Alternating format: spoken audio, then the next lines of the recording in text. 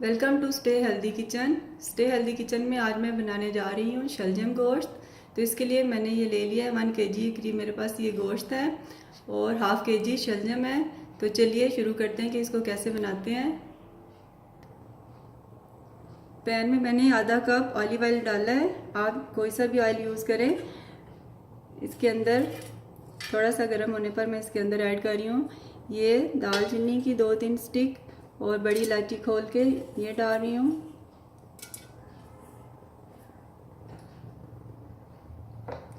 इसको मैं ऐसे 1 से 2 दफ़ा चम्मच से हिलाऊंगी। बहुत ज़्यादा इसको हमें पकाना नहीं है।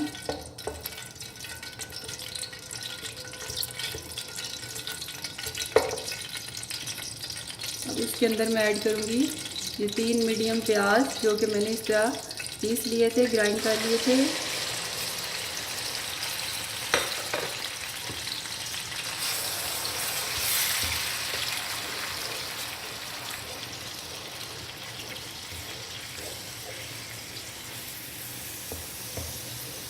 इसे मैं 5 से 7 मिनट इस तरह भूनूंगी ताकि प्याज की अपनी एक जो स्मेल है वो ख़त्म हो जाए और ये सॉफ्ट हो जाए।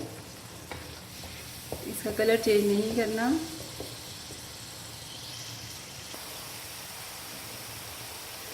प्याज हमारे बड़े अच्छे से सॉफ्ट हो गए हैं और थोड़े से ये ऑयल में देखिए इनकी लुक बस इतना ही हमें चाहिए। अब मैं इसके अंदर ऐड करूँगी ये गोश्त।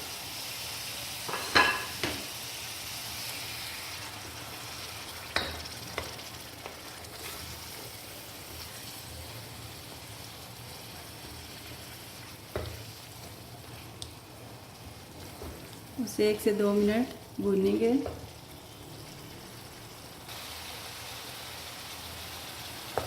एक से 2 मिनट मैंने इसको अच्छा सा भून लिया है मीडियम आंच पे।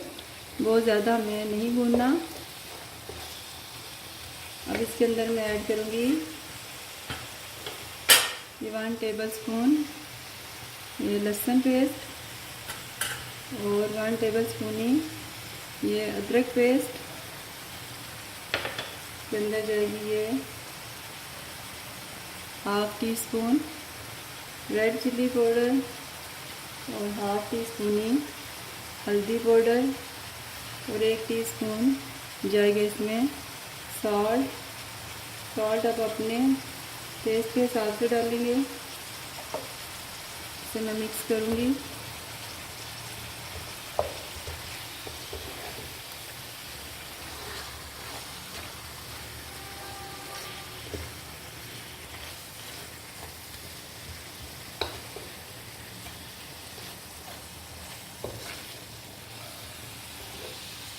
बहुत ही मज़े का मेरी रेसिपी से बनाएं शलजम गोश्त। और मेरे चैनल स्टे हेल्दी को सब्सक्राइब करें, लाइक करें, शेयर करें और मेरी रेसिपी को ट्राई करें और फिर मुझे बताएं कि आपको कैसी लगी। अब मैं डालूँगी इसके अंदर 1 कप के करीब थोड़ा सा पानी। अभी हमें इसको भूनना है। जब ये पानी खुश्क हो जाएगा तो फिर मैं इसको अभी गोश्त कुक नहीं हुआ ना, ये इतने पानी से कुक होगा। अभी मैं इसको जस्ट ये सारा मसाला और ये अच्छी तरह गल जाए उसके बाद फिर मैं इसको भूनूंगी। उसके बाद अगला प्रोसेस करेंगे जैसे ये पानी ड्राई होता है। पानी जो मैंने डाला था वो थोड़ा उबलना शुरू हो गया। अब मैं इस स्टेज पे इसको कवर कर दूंगी और 10 मिनट तक हम इसको कवर रखेंगे। इसके बाद फिर अगला प्रोसेस करती हूँ। तकरीबन 10 मिनट हो गए हैं मुझे गोश्त को कवर किए हुए। अब इसको देखते हैं इसकी लुक।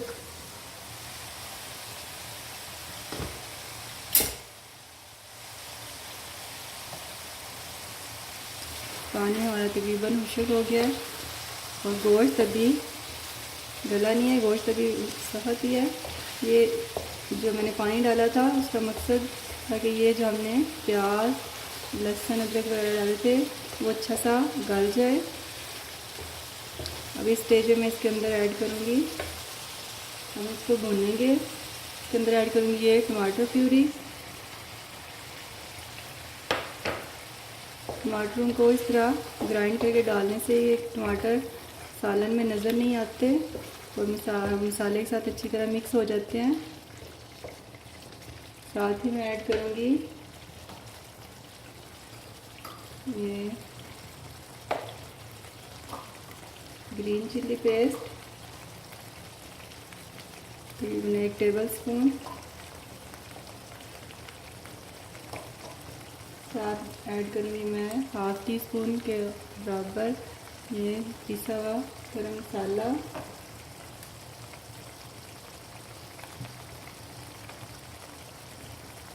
½ टी स्पून इसके अंदर ऐड होंगी काली मिर्चें, ब्लैक पेपर।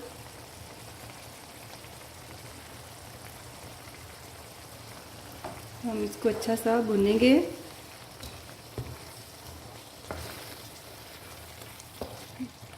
फ्लेम हमारा मीडियम पे होगा।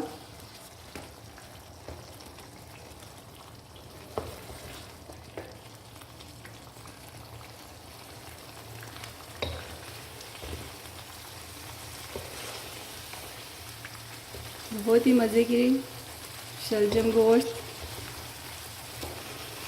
मेरी रेसिपी से ज़रूर ट्राई करें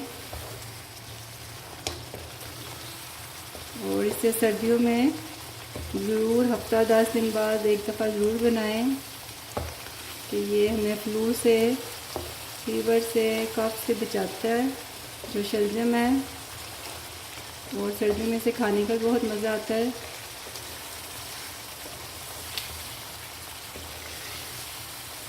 और मटन के साथ इसका और मज़ा दुबाला हो जाता है शलजम गोश्त।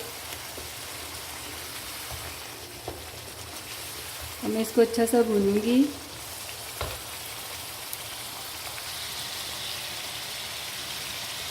हाई फ्लेम पे तकरीबन 10 मिनट से ज़्यादा ही हो गया मुझे इसको बड़ा अच्छा सा भूनते हुए। देखिए गोश्त हमारा बड़ा अच्छा सा भुन चुका है और ऑयल भी देखिए हमारा निकल आया है ये साइड पे। देखिए ऑयल भी ऊपर आ गया है, तो इसका मतलब है कि गोश्त हमारा बहुत अच्छा सा भुनने हो गया है।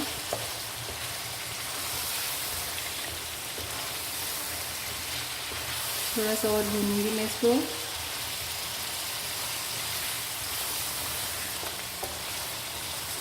मसाले की खुशबू आना शुरू हो गई है। अब मैं इसके अंदर ऐड करूंगी पानी, तकरीबन 2 गिलास के करीब, जिसमें ये गल जाएगा गोश्त और शोरबा हमारा थोड़ा रह जाएगा। अच्छा से इसको साइडों से साफ़ करेंगे। हमेशा खाना बनाते हुए साथ साथ पैन को साफ़ करते जाएं, इससे अच्छा लगता है, पैन गंदा नहीं लगता।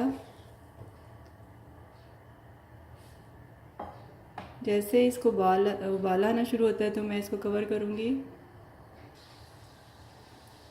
शोरबे के अंदर बबल बनना शुरू हो गए हैं। अब मैं इसको कवर कर दूँगी। उस वक्त तक पकाऊँगी जब गोश्त गल जाए। याद रखें कि शोरबा हमें ख़त्म नहीं करना, हमें इसमें इतना सा शोरबा या ग्रेवी थोड़ी सी रखनी है जिसमें हम शलजम डाल लें और वो गल जाए। इस तरह कच्चे गोश्त को इस तरह पका के अब ये जब गलेगा और शोरबे के अंदर सारा इस गोश्त की यखनी चली जाएगी तो वो जो शलजम के अंदर जाएगी तो वो बहुत ही टेस्टी शलजम गोश्त बनेंगे। अगर आप पहले गोश्त को गला लेते हैं फिर शलजम डाल दें तो फिर वो जो गोश्त की यखनी होती है वो सारी ख़त्म हो चुकी होती है, तो वो टेस्ट नहीं बनता। इस तरह यह है कि आप इस शोरबे के अंदर गोश्त की यखनी बनेगी और वो गोश्त को, इस शलजम गोश्त को ज़्यादा टेस्टी बनाएगी। तो चलिए अब इसको उबालना शुरू हो गया। मैं इसको कवर करती हूँ और हम इतनी देर पकाएंगे जितनी देर में गोश्त गल जाएगा। हमें 15 से 20 मिनट हो गए हैं गोश्त को गलते हुए। मैं इसको चेक करती हूँ। गोश्त हमारा बड़ा अच्छा सा गल चुका है, ये देखें सॉफ्ट हो गया गोश्त। और अभी इसके अंदर ये शोरबा है। अब हम इस स्टेज पे शोरबे को भी इस स्टेज पे खुशक नहीं करना। अभी इसके अंदर मैं ऐड करूँगी ये जो शलजम गोश्त मैं बना रही हूँ, शलजम ये ऐड करूँगी। शलजम पहले नहीं डाले जाते क्योंकि ये बहुत जल्दी सॉफ्ट हो जाते हैं। तो अभी ये कुछ देर में फ्लेम हाई पे करूँगी और जैसे ही बबल बनेंगे तो मैं इसको फिर दम पे कर दूँगी 10 मिनट के लिए। फिर आपको इसकी लुक दिखाती हूँ। मैं इसको कवर कर दूँगी।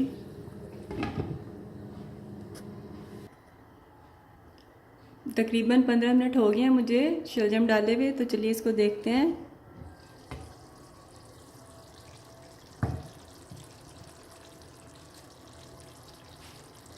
बड़े अच्छे से शलजम ये देखिए सॉफ्ट हो गए हैं। ये देखें ये गल गए हैं शलजम बड़े अच्छे से। इसके अंदर हमें ग्रेवी जो है वो इतनी ही रखनी है।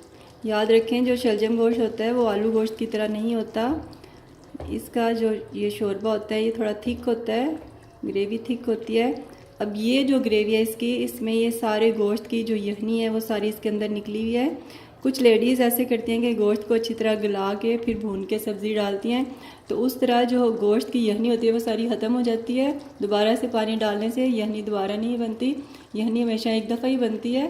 तो इस शोरबे के अंदर, हमारे इस शोरबे में सारी यखनी भी चली गई है, शलजम भी चले गए हैं, गोश्त भी है और एक हेल्दी सा ये एक खाना है जो कि आप वीक में 10 दिन बाद ज़रूर बनाएं सर्दियों में, और इससे अपने बच्चों के खिलाएं, फैमिली के लिए बनाएं और मेरे तरीके से शलजम गोश्त बनाएं।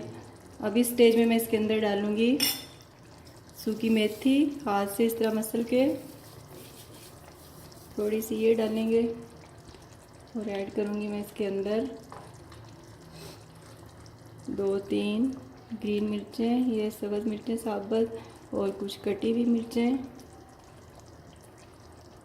और सब्ज़ धनिया,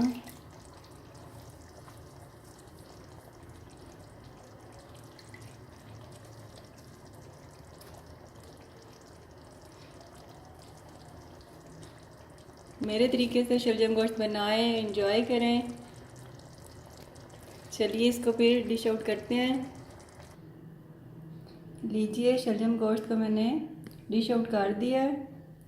बहुत ही मज़े का और बहुत ही अच्छी खुशबू आ रही है।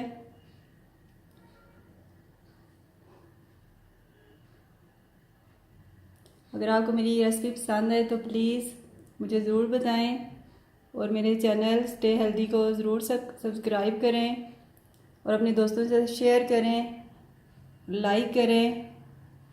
Thank you.